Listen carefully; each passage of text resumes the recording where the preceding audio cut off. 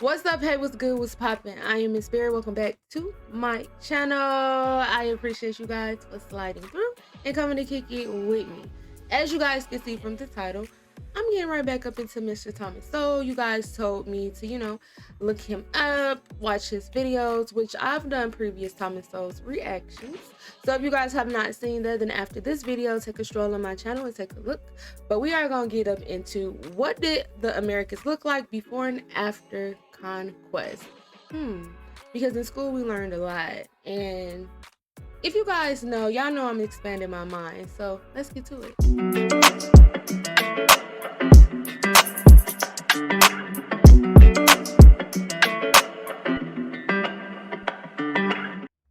All right, so we gonna end that right there. I had like a little cold chill.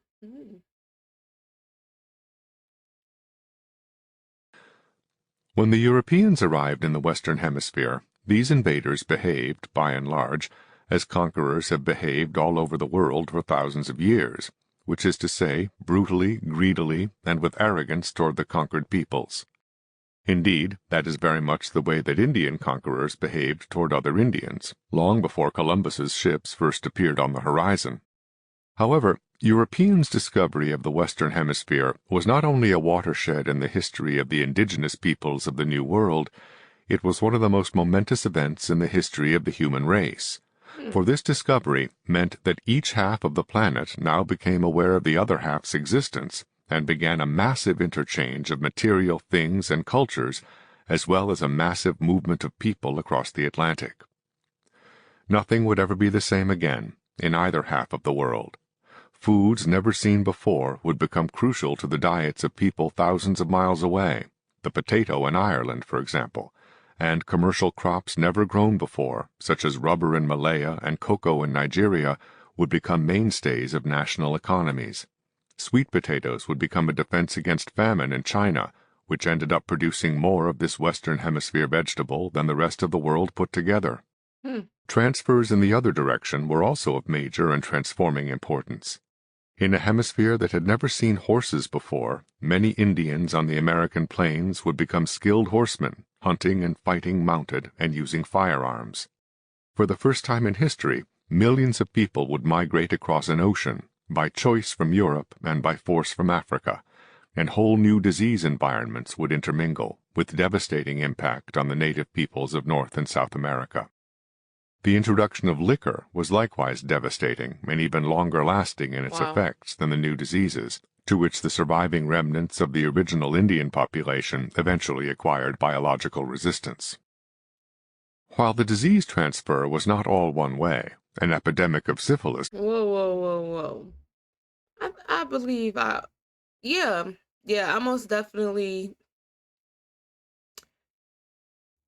heard about, syphilis being one of the first global diseases. I'm not 100% sure how much that is true. It's just crazy how, you read something and then you have to question it because it's so many different people, it's so many different perspectives. And the person who wrote this, which was what, Charles Q. Choi? I don't know if I'm saying his name correctly. Y'all, please don't shoot my head off. But it's just, like, it's just sad that, you say something or this or that, and then you have to sit and be like, wait, well, maybe, well, like, I have to go look that up because, it's just so much of a false narrative going around. Like, like we learned Columbus discovered America in school, but being older, I discovered that that was complete BS in a way. But at the same time, that was just kind of like, okay, it's something deeper here. And that's why, like, I love history. Like, I love social studies. It was definitely my favorite language, but not language. Why do I always say that, y'all? It was definitely my favorite subjects. Oh my goodness. But anyway, but him introducing syphilis to Europe, I don't even know if I learned that one. Like, there. I want to know, what do you guys think about this? Like, should I just take this actual factual, or should I just deep dive on this specific thing myself? Pretty much what I do after every video anyway, with things that I don't understand or things that I want to know more of. So broke out in Europe after the return of Columbus's ships from the Western Hemisphere, still, the Europeans were not nearly as affected by the diseases of the Indians as the latter were by the diseases from Europe. In the tropical regions of the New World, however, both the Europeans and the Indians proved to be vulnerable to yellow fever from Africa. Mm. In one way or another, and to varying degrees from place to place, American Indians would be incorporated over the centuries into a very different set of cultures from Europe. Both the natural and the man-made catastrophes they suffered undermined faith in their existing traditions and leaders, who were largely unable to ward off these new catastrophes. After a smallpox epidemic in the early 18th century killed nearly half the Cherokees, medicine men were repudiated, and the Cherokees began to regard European doctors as more knowledgeable. Earlier Indian survivors of a devastating epidemic in the vicinity of the European settlement at Roanoke interpreted their plight religiously, as evidence that the Wow. god of the Europeans was more powerful than the Indian gods. Mm. In short, the indigenous population of the hemisphere was deprived not only of land and freedom, they were, to varying degrees, deprived also of the underlying foundation of cultural traditions on which any society is based. In parts of the Western Hemisphere, they would be largely absorbed biologically as well. In the United States, very few American Indians were of unmixed ancestry by the late 20th century, and in much of Hispanic America, mestizos generally outnumbered pure-blooded Indians, and in some places outnumbered people of pure-blooded European ancestry as well. Since Mm. most of the peoples of the Western Hemisphere lacked any system of writing before the Europeans came, Hold on, wait. I'm still thinking about this post. Okay, so the thing that I seen that just stood out to me is I'm looking through it and I'm skimming through it, and then I'm like, it went on, and I'm like, hold on, wait. But the population, well, this population is also the more likely to be Republican leaning and conservative than the rest of the multiracial population, finds the study by the Pew Research Center. This population is also the more likely to be. That's pretty interesting. That's pretty well, interesting. since most of Hmm. the peoples of the Western Hemisphere lacked any system of writing before the Europeans came, their pre-Columbian history, like the history of early Anglo-Saxon England and the early history of the Slavs, sub-Saharan Africans, and other non-literate peoples around the world, can only be sketchily pieced together from archaeological and other clues. The very population of the hemisphere before the first white men arrived remains a matter of conjecture and controversy. One scholar estimated the pre-Columbian population of the hemisphere as low as 8.4 million, while another estimate Hmm. put it from 90 million to 112 million. What is clearer is that the population density varied, being greater in South America than in North America, greater along the coasts than in the interior, and greater on the Pacific coast than on the Atlantic coast. As in other parts of the world, population densities tended to be greatest where there was more highly developed agriculture, as in the Aztec and Inca empires, and sparsest where hunting and gathering societies predominated. Hunter-gatherers in what is today Mexico were looked down upon as barbarians by the more sophisticated Indian civilizations of the region, as more advanced societies have disdained, conquered, enslaved, or exterminated hunter-gatherers in other parts of the world. The indigenous population of the Western Hemisphere declined catastrophically after the diseases of Europe struck peoples with little or no biological resistance to these diseases. By the end of the 19th century, the Indian population of the United States was between a third and a fourth of what it is estimated to have been when the first white men arrived. Wow. The devastation was even worse in other parts of the Western Hemisphere. Despite differing estimates today of the absolute size of the population of Mexico when the Spaniards arrived in the 16th century, there is broad agreement on the drastic shrinkage of that population in the century after 1520, a decline from 22 million Indians to just 2 million. The indigenous population That's 20 million. From 22 million to just two, that's 20 million? 20 million? What? of Peru likewise declined by approximately 90% after the Spanish Wow. conquest there. The 20th century American Indian population of Brazil was less than 5% of its estimated level when Europeans arrived. In the Caribbean, the indigenous population was virtually annihilated. Oh, you freaking ad. Switch and save $652. It's okay. There's enough for everyone.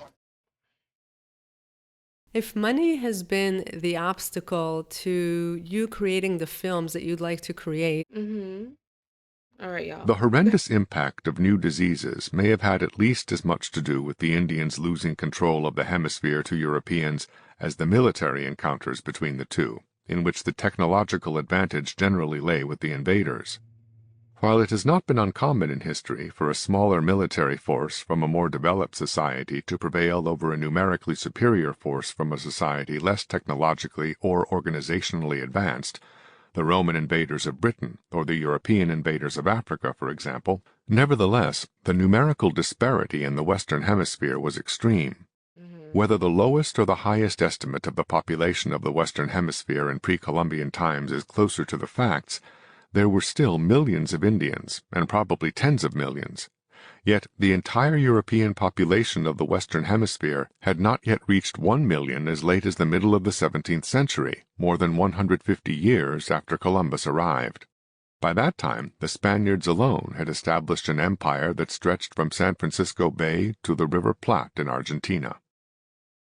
Comparisons of the size of the Indian and European populations as of the early generations after Columbus can be misleading, however, insofar as such comparisons Y'all, I'm not even about to do this. I'm not about to do this at all. Nope. Because I'm not about to be sitting here extra squinting at the screen right now like this. We not about to do that. So let me watch the video like this. I'm sorry. Let's suggest resume. that there was a simple race war for possession of the hemisphere.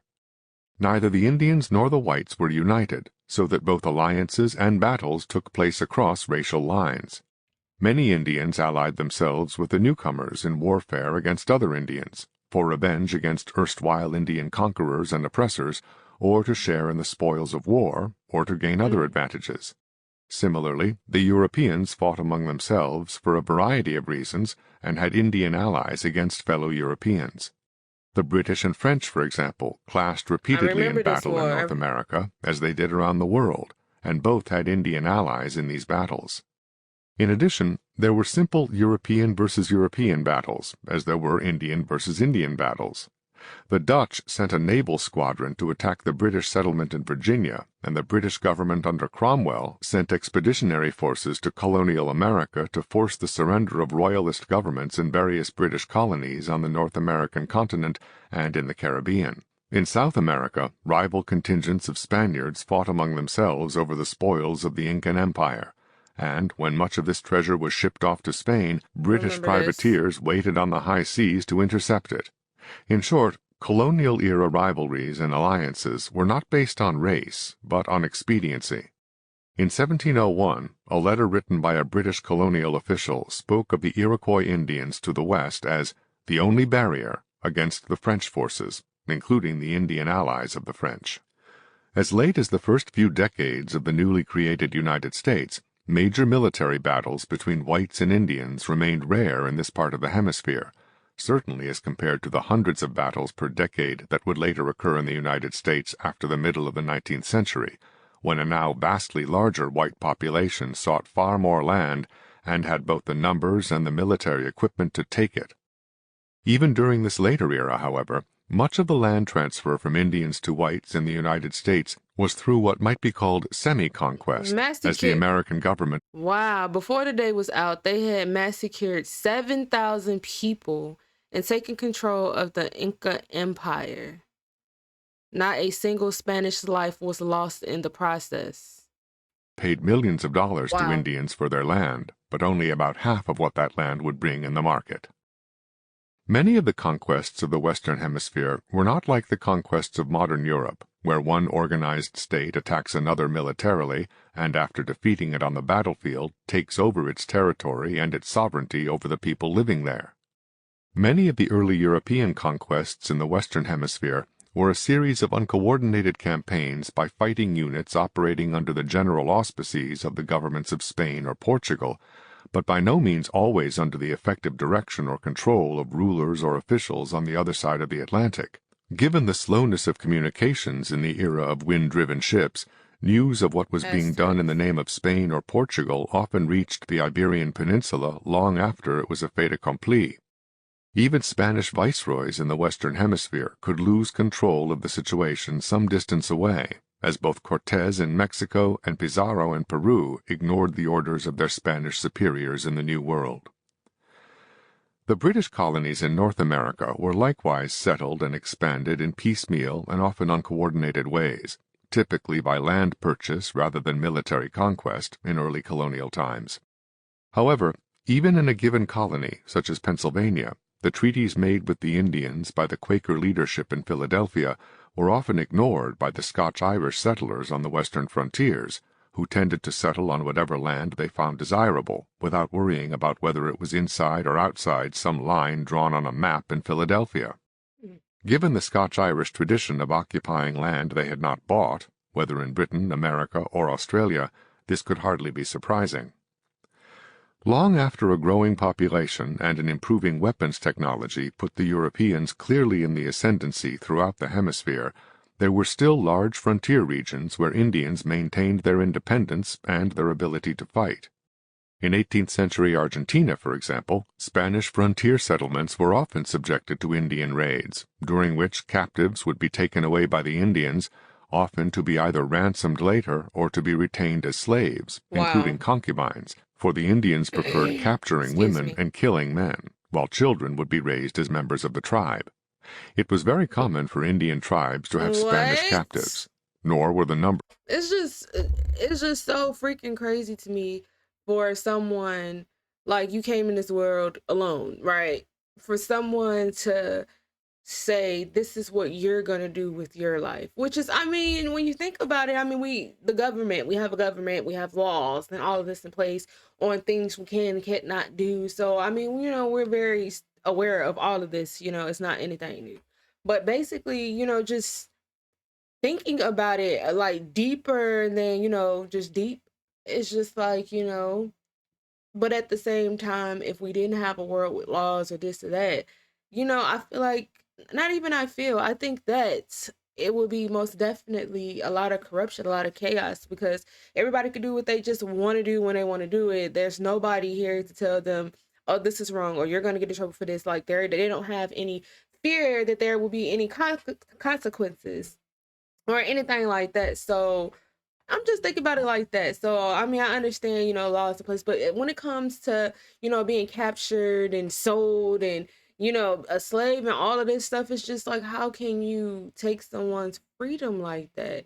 Just someone who just minded their own business with their family or whatever the case may be, living their life. How could you just decide, okay, I'm gonna take you, I'm gonna kill your husband, I'm gonna train your child to be in my tribe, and this is what I'm about to do with you. Like, that's just, I don't know, maybe I'm just like a different human, because nothing in my body would make me want to do something like that ever. Like, I understand deeper, well, I'm understanding, let me say that, deeper about the whole slavery situation and how it came about, this and that. I'm learning so many different things. So this is just all so interesting. involved negligible. During a long Spanish military campaign against the Indians in Argentina, more than 600 captives were freed. Their average period of captivity was nearly 9 years. Much more common was the practice of paying ransom to get back individual Spaniards who had been carried off. Some Spanish men also escaped, but women were less likely to do so, and in fact, some women who were ransomed later returned to the Indian communities voluntarily, for their status in Spanish society was now degraded, since they were considered to have been dishonored by being concubines of Indians. The capture of whites and their retention among the Indians was not a phenomenon limited to Argentina by any means. A mid-18th century report on the aftermath of Indian raids on European frontier settlements in western Pennsylvania stated, "The Indian villages are full of prisoners of every age and sex. White women captured by the Iroquois likewise often chose to remain with them, because the white settler society from which they came also considered them ruined." The importance of the discovery of the Western Hemisphere by Europeans continued to be enormous, long after the age of discovery itself. In addition to the new foods, medicinal herbs, and tobacco received from the Americas, Europe developed a massive trade with the colonies, and later independent nations, of the New World. Centuries-old patterns of trade in Europe were disrupted, and in some cases destroyed, by a shift in the directions of commerce. The relative importance of the Levant as a supply center for international trade from the Middle East and the Far East declined as the Americas replaced both international and internal European supply sources for a variety of products. Eventually, massive shipments of wheat from Argentina and the United States provided the daily bread of increasing numbers of Europeans and deprived many European wheat-growing peasants of their livelihoods. Sugar went from being a luxury of a few in Europe to being an item of mass consumption, supplied by the plantations of the Western Hemisphere. Cotton from the New World likewise reached the masses in Europe, making clothing more affordable than woolen garments had been. Nor was this a small contribution. In pre-industrial Europe, where ordinary people spent more than half their income for food, clothing was something purchased only a few times in a lifetime. Markets in second-hand clothing flourished, Whoa. and hospitals had to guard against having clothes stolen from corpses by people desperate for something to wear. In these Wow. circumstances, cotton from the New World was a major contribution to the European standard of living. What? Okay, so let's end that video right there like that. That's pretty interesting. I could take these glasses off now because I'm not Teresing anything. So that was pretty interesting, if I must say, because it's just so many things that I didn't know. We did learn about, a lot of this in school. I will say that I don't remember a bulk of it. I remember a bulk and I don't remember a bulk, if that makes sense, because it's been a minute. It's been a minute since I've been in school, so. But anywho, it was just pretty interesting to see. I honestly thought that I was going to see Mr. Sowell talking about it and everything, but it said like this is also, it works for me too, because I don't know, I'm expanding my mind anyway, so information is information, but still gotta fact check. Why do I keep saying anyway, guys, I want to know your thoughts and what you think about this. You guys always tell me your thoughts anyway, for the most part. Well, a good amount of you. So anyway, I hope that you guys enjoyed this reaction video just as much as I enjoy reacting to it. Y'all comment down below, let me know what you guys want to see me react to on this channel. Drop links, recommendations, whatever you may choose or feel like doing. It really don't matter to me. I like to interact with you guys in the comments, as I always say in every video. Don't forget to like this video up, thumbs it up, and also for those who are not subscribed to my channel, what are you doing? Go ahead and hit that red subscribe button, and don't forget to ring that bell so when I drop a new video, you will know, you won't miss it, and you'll be right here. And as always, I appreciate you guys for coming through and coming to kick it with me, and until next time.